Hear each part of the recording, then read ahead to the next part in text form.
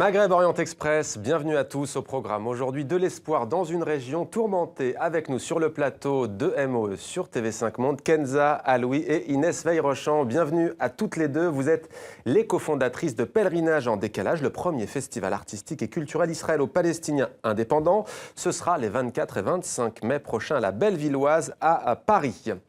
Antoine Wauters, merci d'être avec nous. Vous êtes écrivain. Votre premier roman s'appelle Nomère. C'est aux éditions Verdier. Vous avez reçu récemment le prix Première 2014 décerné par les auditeurs de la RTBF, la radio-télévision belge partenaire de TV5 Monde. Kenza Aloui, comment est né ce projet? Comment est née l'idée de créer ce festival Pèlerinage en décalage? Alors, le projet est né il y a 9 mois et je pense qu'on n'aurait jamais pensé être ici aujourd'hui. Donc Inès et moi sommes deux amies de Sciences Po. On se connaît depuis 2007, donc ça commence à faire du temps. Et à la suite de nos études et nos premières expériences professionnelles, on s'est dit qu'il fallait qu'on fasse quelque chose ensemble sur un sujet israélo-palestinien. Donc Inès a grandi à Jérusalem, donc elle est affectée à vie. Et moi, j'ai fait mon année d'échange à Tel Aviv. Et on est revenu en fait, quand on arrivait à Paris, il y a plein de choses qui nous ont un peu choqués ou dérangés sur la manière dont ce sujet était traité ici. Parce qu'on était allés à toutes les conférences, les débats, toutes ces choses-là à Paris, les projections, les festivals. Et on avait l'impression que tout se faisait de manière parallèle, sans jamais vraiment croiser les programmations culturelles. Et on s'est dit que ça ne ressemblait pas du tout à ce que nous, on avait vu là-bas. Donc, on a eu un peu cette idée, un peu en toile de fond. Et on s'est dit, il faut qu'on fasse quelque chose ensemble. Et l'idée a un peu pris forme pendant l'été. Donc, on était au Festival des Saouira l'été dernier. Et on a eu la révélation. Le Gnawa, ça inspire, il faut dire. C'est ça. Et on a eu la révélation en rentrant à Rabat. Et on s'est dit, c'est ça qu'il faut qu'on fasse. Il faut qu'on fasse un festival israélo-palestinien, ça n'existe pas, avec des artistes des deux côtés, en rassemblant des disciplines différentes pendant 2 jours à Paris et faire voyager le public avec nous. Inès Veil-Rochant, Kenza disait ça marque d'avoir grandi à Jérusalem, d'aller à l'école à Jérusalem. Pourquoi ? Pour plein de raisons, surtout que moi j'ai vécu 18 ans là-bas, donc forcément c'est toute une vie, un début de vie, début de vie. Et il s'est passé plein de choses. Moi c'était de 90 à 2007, donc il y avait toute la période où il y avait beaucoup d'attentats, Oslo 2, ça a enchaîné. Et donc ça marque, moi mes amis d'enfance sont palestiniens pour la plupart, j'étais au lycée français, mais j'habitais du côté ouest de Jérusalem, du côté israélien. Donc voilà, toutes ces années-là, ça marque. Et moi, je me sens de Jérusalem, même si je suis française. Je me sens de Jérusalem et donc ça me tenait vraiment à cœur. Je savais qu'après Sciences Po, même si j'ai fait un master en urbanisme, je retomberais à Jérusalem d'une manière ou d'une autre. Et avec Kenza pour justement m'aider à retomber dedans. Et toutes les deux, on voulait vraiment le faire à notre manière. Et on avait les mêmes envies et la même approche pour ce projet. Donc ça a aidé. Et c'est pour ça qu'on s'est associés. Alors, quelles sont les disciplines de Pèlerinage en décalage ? Alors, on a beaucoup de disciplines artistiques, donc il y aura du théâtre, de la musique, donc des concerts le soir, du cinéma avec des projections, mais aussi des discussions sur les documentaires faits sur le sujet ou des films aussi. Il y aura de l'architecture, de la poésie avec une poétesse palestinienne. Qu'est-ce qu'on aura d'autre ? Du design avec des expositions. On ira d'ailleurs voir tout à l'heure à Tel Aviv Roni Edris, qui lui est designer, et puis à Bethléem aussi tout à l'heure, qui lui est architecte, Elias Anastas. Antoine Wauters, que vous inspire ce festival? Est-ce qu'il vous donne envie? 9 mois, il naît tout juste, 9 mois. Ouais. Non, moi je trouve que c'est une très très bonne idée, et surtout d'axer essentiellement les choses sur des individualités, des gens qui créent quelque part indépendamment de là où ils viennent. Moi, c'est surtout ça qui m'intéresse. Après, les grandes questions géopolitiques, etc., je reste en dehors de ça. Mais comme projet, je trouve ça très très bien. C'est dynamique, et puis on va entendre des voix, donc des voix différentes. C'est forcément positif, à mon sens.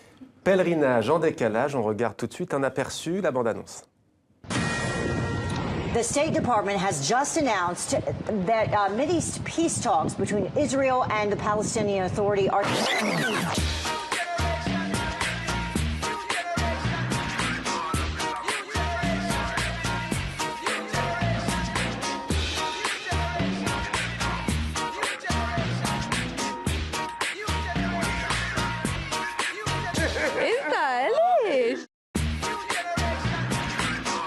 festival on décalage, festival. Pèlerinage en décalage. On décalage. Pèlerinage en décalage. Pèlerinage en décalage. Pèlerinage en décalage. Pèlerinage en décalage. Pourquoi d'ailleurs, puisqu'on entend beaucoup pèlerinage en décalage, pourquoi avoir choisi ce titre en décalage par rapport à quoi? Alors, en fait, on voulait un titre qui réunisse Israël et Palestine dedans, sans ces mots-là. Parce qu'on ne voulait pas que on associe directement le festival à tout ce qui était processus de paix, guerre, etc. Donc, on s'est dit, la première chose qui nous est venue à l'esprit, c'était cette idée de Terre Sainte. Et comme je l'ai dit tout à l'heure, voilà, nous, on veut transporter le public en voyage. Donc, on s'est dit, la combinaison des deux, ce serait un pèlerinage. Mais bien sûr, ce ne sera pas un pèlerinage comme les autres et comme ce qu'on fait d'habitude. Donc, en décalage par rapport à toutes ces problématiques dont on entend parler tout le temps, par rapport au conflit, par rapport à tous ces focus religieux, politiques, etc. Ce n'est pas des sujets qu'on va éviter, c'est des sujets qu'on va aborder, mais autrement, à travers des perspectives artistiques et personnelles, réunies pendant 2 jours. Et ça rimait en plus. Donc, Pourquoi Belleville, quartier qui a une forte histoire, disons, judéo-arabo-berbère, un quartier de Paris? Oui, alors c'est un peu un hasard quand même, même si ça tombe très bien. Mais on avait regardé beaucoup de salles à Paris, on s'est renseigné et il se trouve que la Bellevilloise nous a proposé vraiment de manière adorable de le faire dans leurs locaux. Parce qu'ils adoraient notre projet. Et donc voilà, on n'a pas hésité. Et c'est pour ça que ça s'est fait là. Et ça tombe très bien, parce que c'est vrai que c'est un quartier avec une forte histoire judéo-arabe de Paris. Et donc on est très heureuse que ce soit là-bas. Ça se marie très bien avec le festival. Alors peut-être pas l'objectif du festival, mais j'ai lu une interview de vous, Inès Weyrochamp, et vous dites ça ne peut pas être un festival neutre. C'est jamais neutre quand on parle de cette région du monde? Non, je pense pas. Non, on peut pas. Enfin, ce serait vraiment faux, en tout cas, de dire que ça peut pas être neutre. Et là, ça l'est pas parce que déjà, c'est quand même engagé malgré tout. Même si on veut éviter toutes les problématiques dont on entend parler tout le temps, et au final, on n'arrive pas. De toute façon, on a toujours des conclusions un peu floues et on n'arrive pas à conclure. Donc, on veut s'éloigner de ces problématiques-là et aborder donc ces questions à travers l'art et donc les projets que les artistes vont apporter à la Bellevilloise pendant ces 2 jours-là. Et donc oui, c'est pas neutre parce que les artistes qui viennent sont engagés. C'est-à-dire que les artistes israéliens qui viennent, ils reconnaissent quand même ce qui se passe, la situation. Ils sont pas, ils font pas l'autruche. Et les artistes palestiniens qui viennent acceptent de venir avec des artistes israéliens. Donc c'est quand même quelque chose de fort aussi. Donc les deux sont engagés pour reconnaître l'autre quand même. Vous l'avez dit tout à l'heure, Kenza, vous êtes rencontrés sur les bancs de Sciences Po, vous connaissez très bien les médias, vous avez aussi côtoyé des chercheurs, des scientifiques. Qu'est-ce que ça peut apporter en plus de donner la parole et de laisser la création, la parole aux artistes, plutôt qu'aux médias, plutôt qu'aux chercheurs qui disent et qui savent beaucoup de choses sur ce conflit? Alors moi, je donnerai un exemple personnel. Quand je suis arrivée en Israël la première fois, j'avais rencontré personne de là-bas d'avant. Et je connaissais que ce que j'avais appris en cours et dans les médias. Et c'est pas du tout ce que j'ai vu. Vous dites, pour moi, Tel Aviv, c'était 2 exemples assez opposés. Moi, oui, c'était les militants LGBT et c'était le soldat d'occupation. C'est ce que moi, j'avais vu à la télé, c'est ce que j'avais lu dans les médias, c'est ce qu'on m'avait dit avant. Je connaissais personne de là-bas avant. Et en arrivant, j'ai fait plein de rencontres qui m'ont surprise. Agréablement surprise, pas forcément agréablement surprise, mais c'était absolument éloigné de tout ce que moi je pensais savoir. Et c'est ça qui a fait que c'était un séjour que je n'oublierai jamais et dont j'ai eu envie de faire quelque chose après. Et c'est vraiment autour de ces personnes-là, autour de ces rencontres-là, dont certaines de ces rencontres seront au festival, qu'on a voulu construire un événement hors du commun, vraiment centré sur les personnes et purement libre en fait. Et c'est aussi l'idée, quand on va là-bas, souvent les personnes voyagent et vont soit à Tel Aviv ou soit dans les territoires palestiniens. Et nous justement, on n'a pas fait ça. Et ce qu'on veut à travers ce pèlerinage, c'est de proposer un voyage où on voit tout. Parce que souvent, c'est pas ce qu'on fait et c'est normal. On a des blocages avant d'y aller et c'est tout à fait compréhensible. Mais c'est intéressant de tout voir, ça apporte beaucoup. Alors voilà ce que nous dit sur notre page Facebook. Je sais que vous connaissez les propos de cette internaute puisque vous avez réagi à ce qu'elle vous demande, mais on la pose aux téléspectateurs. Alors c'est quoi l'objectif de ce programme? La normalisation et l'acceptation de l'occupation et de l'apartheid, ainsi que de l'acceptation des crimes israéliens, ou à travers la culture rechercher à résister et à dénoncer l'occupation israélienne et toutes les formes de discrimination et d'oppression contre le peuple palestinien. Merci par avance pour vos éclaircissements. Bien à vous. Que lui avez-vous répondu ? Alors, je peux lui dire, c'est moi qui lui ai répondu. J'ai invité cet internaute à consulter le programme du festival, ainsi que le site internet du festival, dans lequel on a très clairement et précisément expliqué notre démarche, d'où venaient nos fonds. Que le festival a été complètement financé sur Internet, donc il est à 100% indépendant. Et c'est ce qui fait qu'il a convaincu nos artistes. Indépendant de tout gouvernement ou autorité officielle. Mais même de toute entreprise privée ou publique. C'est vraiment, on a 150 personnes qui nous ont soutenus et c'est grâce à ces personnes-là qu'on peut remercier, je pense, aujourd'hui, que ce festival a lieu. Et ces 25 artistes qui sont là aujourd'hui, personne ne les a obligés à venir. Donc nous, ce terme de normalisation, on ne se reconnaît pas vraiment dedans et on a décidé de ne pas l'utiliser. On a vraiment choisi de rassembler ces personnes-là au même endroit, justement dans cette idée de pèlerinage, de voyage qui peut surprendre, qui peut choquer, qui peut énerver, qui peut toucher. Mais c'est pour ça qu'on a envie que cet internaute-là et d'autres personnes qui sentent un peu que ça peut être quelque chose qui les dérange, viennent voir ce que ça donne. Oui, d'ailleurs, vous dites, on attend que le public en sorte content, énervé, perturbé, curieux, mais pas indifférent. C'est pas un festival pour faire la paix, pour prendre en photo des artistes et pour faire la paix. On va partir à Bethléem maintenant, où nous attend Elias Anastase. Merci d'être avec nous, Elias. Vous êtes architecte palestinien. Alors peut-être d'abord, qu'est-ce qui vous a séduit dans ce festival, puisque vous faites partie intégrante de Pèlerinage en décalage ? Je pense que c'est la jeunesse, le dynamisme, l'esprit ouvert. C'était pour nous une occasion on est architecte basé à Bethléem, très rattaché à Paris. Et nous avons trouvé que le festival était une bonne occasion de présenter notre démarche d'architecte urbaniste. C'était aussi une occasion de montrer l'état de l'architecture et de l'urbanisme en Palestine. Une vision que l'on n'a pas très souvent l'occasion de voir. Quelle est-elle d'ailleurs, cette vision de l'architecture palestinienne ? Aujourd'hui, l'architecture on est convaincu que l'architecture joue un rôle d'autant plus important dans une région où la géographie et la limite sont au centre du débat. Et nous pensons que l'architecture est un élément clé pour imaginer le futur des villes palestiniennes. Et donc, du coup, nous avons, à travers une expo qui sera présentée à la Bellevilloise, montrer plutôt quelles sont les démarches que nous pouvions entreprendre pour imaginer les villes palestiniennes durables. Sur cette question, comment vous vous positionnez ? Vous, on vient d'évoquer les critiques alors que le festival n'a pas encore eu lieu, la première édition n'a pas eu lieu. Vous, comment vous positionnez par rapport à cela ? Est-ce que vous assumez de vous retrouver dans un projet commun avec des artistes israéliens ? Que répondez-vous aux éventuelles critiques ? Nous, en fait, on participe à l'événement pour montrer qu'en Palestine, il y a des gens qui produisent et que l'architecture est une vraie question pour la construction du futur État palestinien, mais qui reste indépendante par rapport au contexte plus global. Merci Elias Anastase d'avoir été avec nous. Restez sur TV5 Monde. L'émission Maghreb Orient Express continue. On va maintenant parler de ce roman avec vous, Antoine Wauters, Nos mères. Ça se passe donc, c'est une histoire qui est quand même assez dure, mais qui donne beaucoup d'espoir. Ça se passe dans la région, le Proche-Orient. Peut-être, puisque c'est votre premier roman, pourquoi l'avoir situé dans cette région du monde ? C'est une histoire qui met en présence une maman et son fils, en tout cas dans la première partie du livre.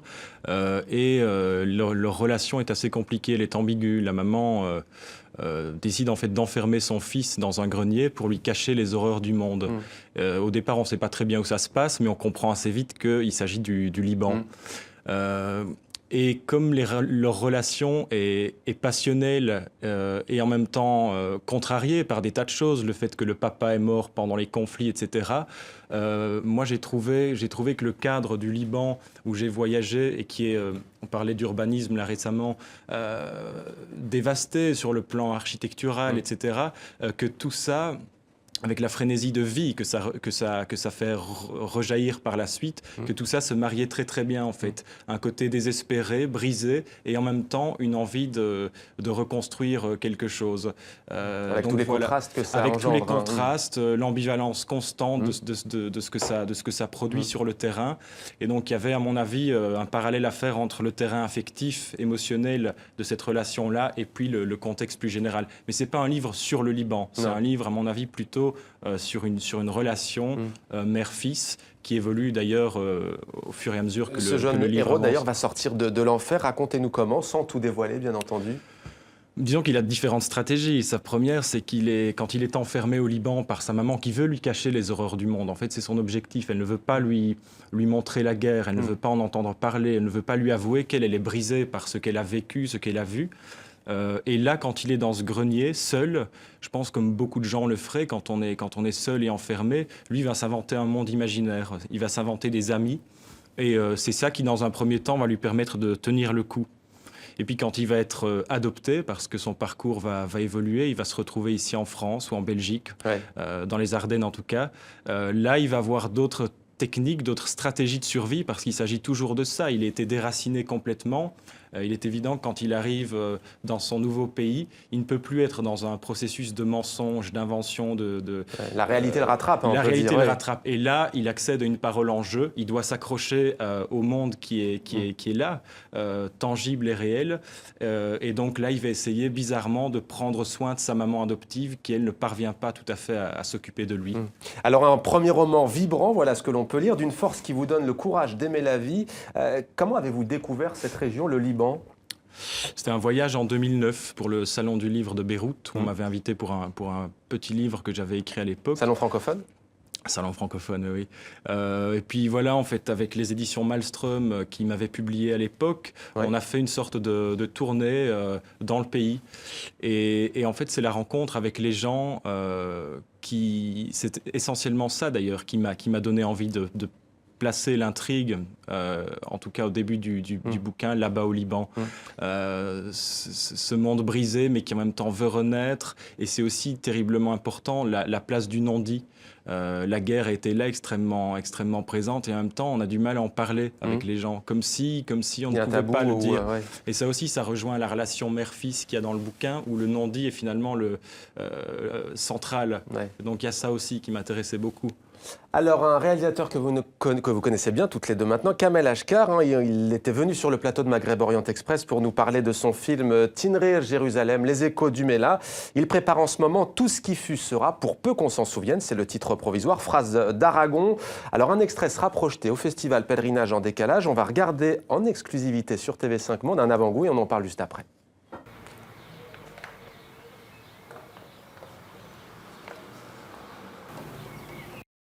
ניני, אני רוצה לנסוע למרוקו, לעשות פספורט שלי מרוקאי. מה את אומרת על זה? פספורט מרוקאי? לי אין נתון, לאן תמשיכי?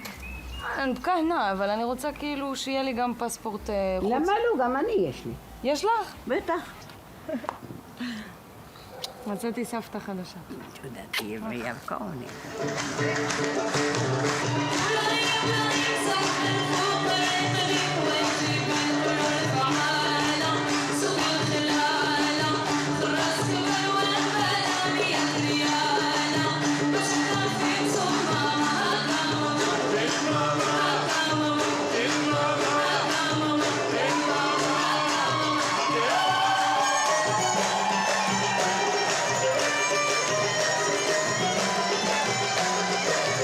الفكرة اللي بغى يوصل أنه الموسيقى ممكن تكون لغة ديال التعايش وتكون لغة عالمية. كيفاش بالنسبة لك هذه الفكرة توصل هذا؟ أنا نشوف الناس كيسمعوا الموسيقى وكيفرحوا وكيفهموا أنا يهودية وكنغني بالعربية كيفهموا في الناس بحالي أنا وإحنا كبرنا بلا اللغة بلا والو يعني غير بالمعوضات ديال جداتي وجدي وصافي يعني كانت فترة كبيرة اليهود ما بغاوش يذكروا التاريخ ديالهم. Et direction comme promis Tel Aviv en Israël où l'on retrouve Roni Edry. Bienvenue à vous dans MOE pour la première fois. Roni, alors vous êtes designer, créateur de la Peace Factory. Vous participez vous aussi au pèlerinage en décalage. Alors même question tout à l'heure qu'à Elias Anastas. Qu'est-ce qui vous a séduit dans le projet d'Inès et de Kenza ? Déjà le fait de pouvoir discuter avec d'autres gens, des problèmes qu'on a, de faire un peu évoluer la situation par la communication.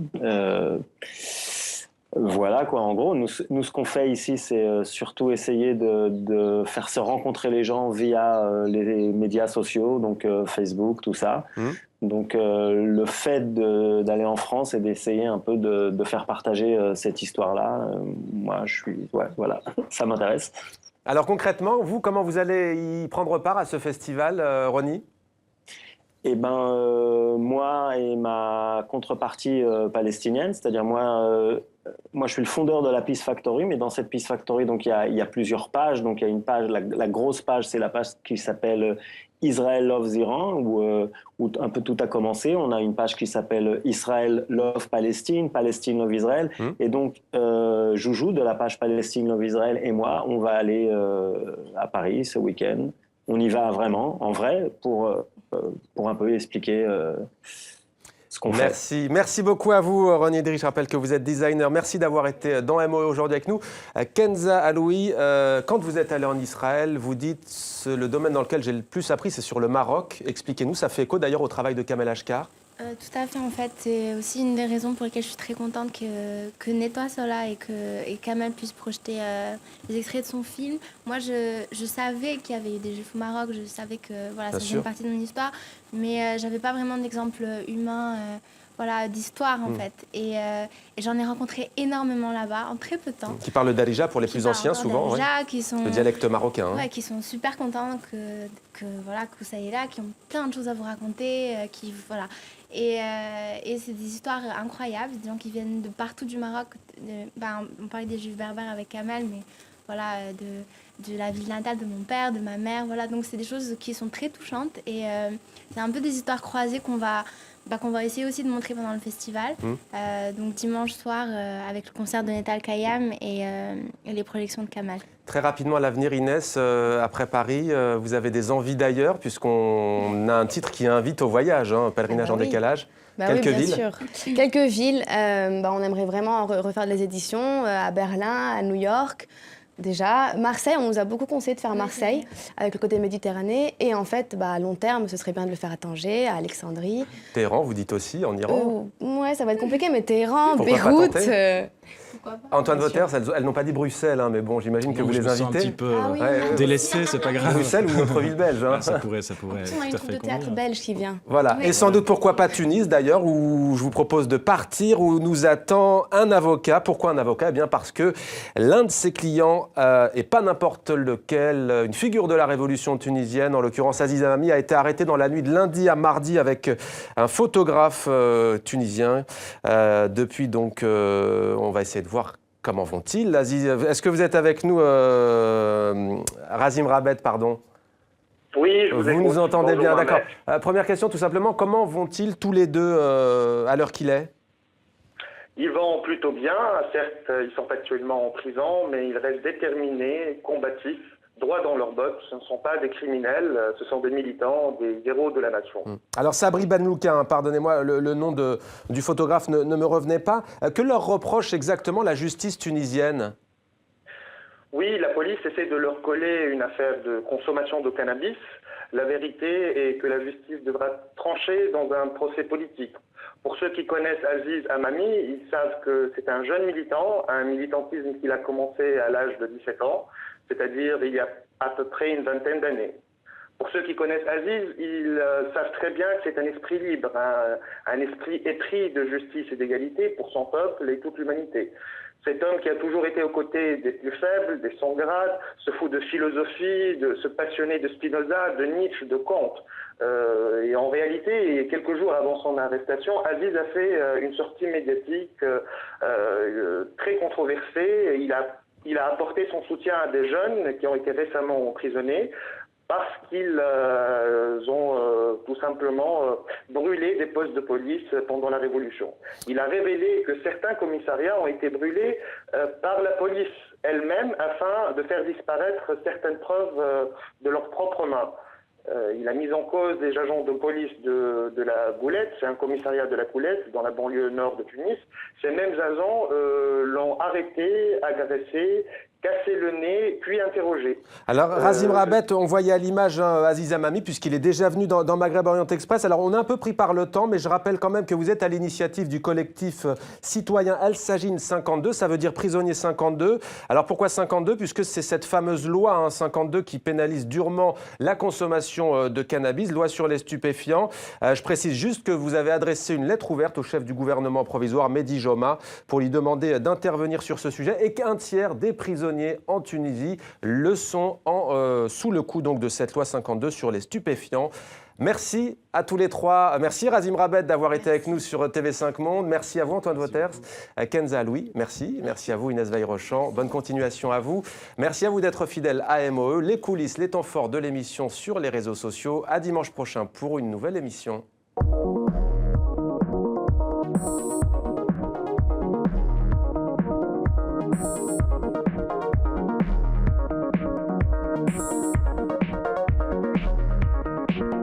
Yeah.